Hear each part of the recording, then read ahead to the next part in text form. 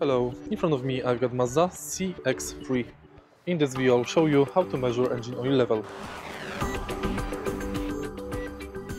In the beginning, make sure to park your car on flat surface for at least 15 minutes. This will let the engine oil go back to reservoir. Now, remove the dipstick and clean it.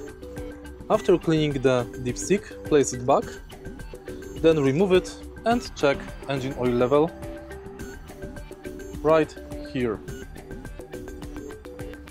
The level should be reaching the middle dot.